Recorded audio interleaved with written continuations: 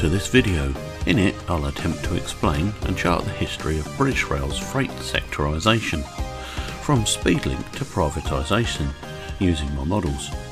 I may not be able to fill the exact livery or train load, but I'll be as accurate as possible. Freight sectorisation refers to the sub-brands of British Rail created in the 1980s and early 1990s, when it was reorganised from a regional structure to an operational sector-based structure, and finally into business sectors. Speedlink and Railfreight were early examples of BR's sector-based approach.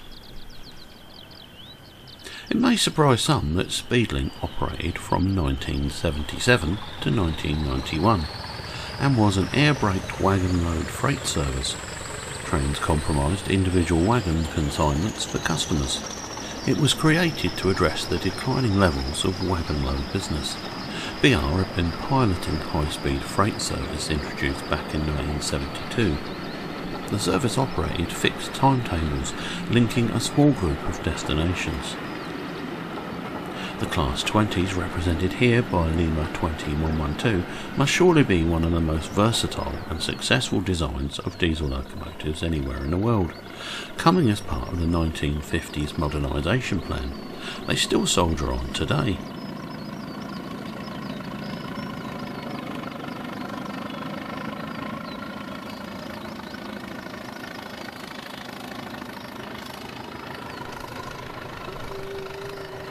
Speedlink produced positive results. Operations expanded from 29 trains in 1977 to 150 per day in 1984. Speedlink continued operations until it was subsequently integrated into the new Railfreight distribution sector in 1988.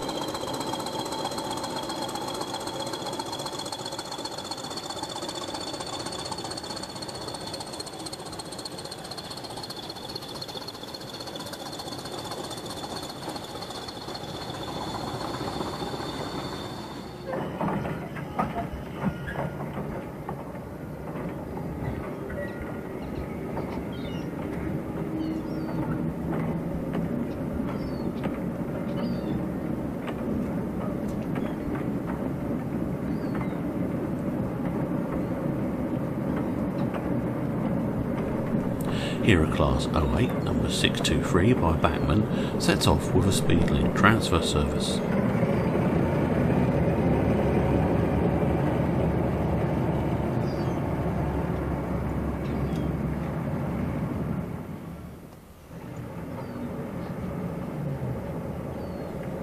With a top speed of just 20 miles per hour, these trips could only take place when other traffic flows allowed, but were indeed quite common. Pity the poor second man having to pump the fuel header tank by hand all the while.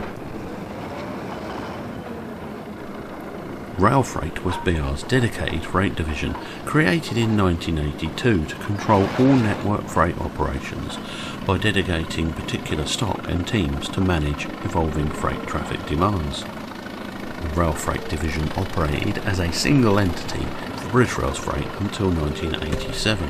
The Railfreight brand was identified via the Railfreight grey livery with double arrow logo. This was based on the Railfreight red stripe design created for the new Class 58 locomotives and included black window surrounds, wrapped round yellow cabs and red cab side plate with the name Railfreight in white letters. The sector also used two-tone grey livery.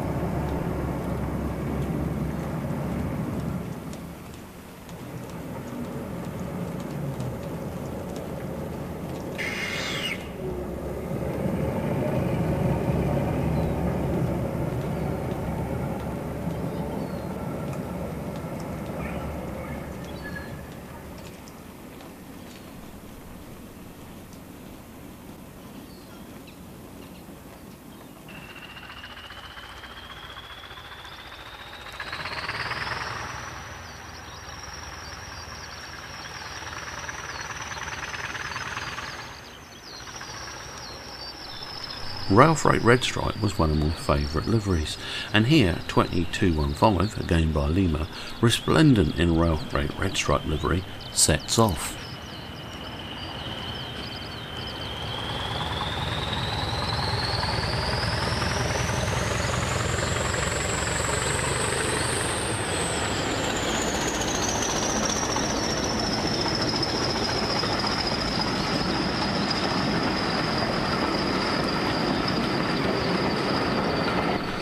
Single class 20s were a good compromise for shorter trains, with a useful top speed and good power.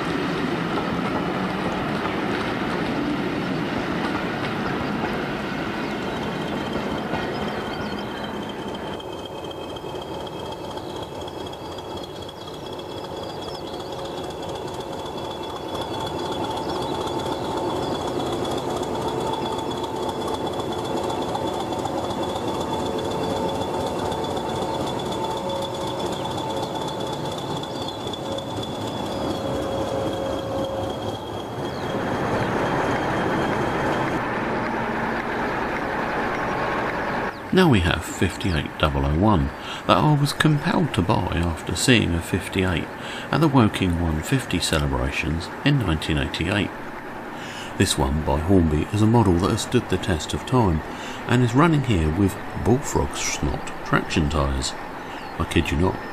The specially designed red stripe livery does indeed look good on her, don't you think? I added the Hornby centenary wagons just for fun.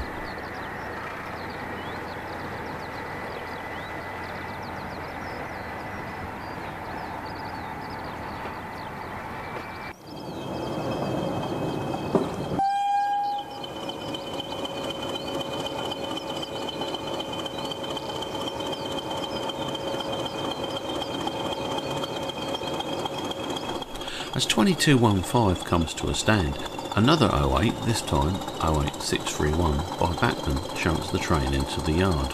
It's a rather special locomotive in that it was named Eagle in preservation and in Network South East livery.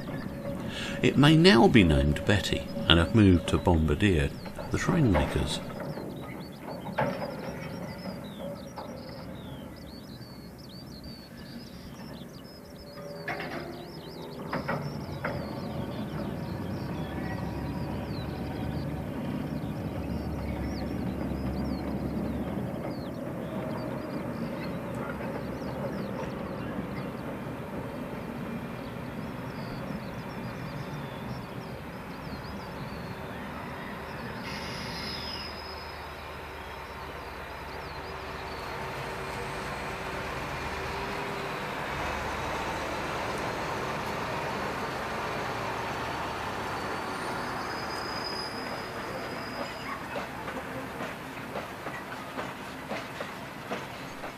In 1985, quarry company Foster Yeoman, unsatisfied by BR's locos, acquired 4 powerful North American 3,600 horsepower locomotives from General Motors to haul heavier and longer loads from its Wiltshire Muirhead quarry, Tor Works, to the stone terminals in the southeast.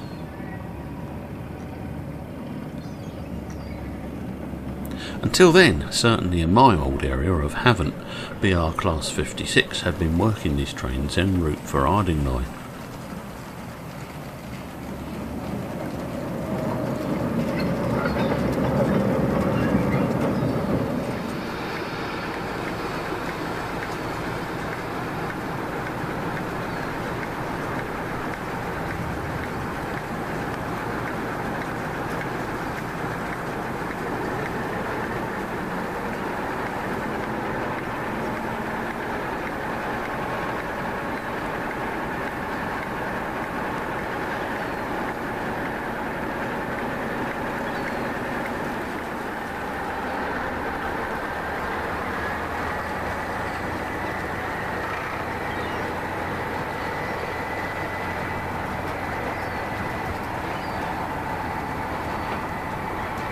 This service delighted me as I lived close to the station, and late in the evenings a Class 56 could be heard thrashing its way towards the station and on up the line towards Chichester with many ARC hoppers behind. Just listen while we watch my Hornby 56113 in action.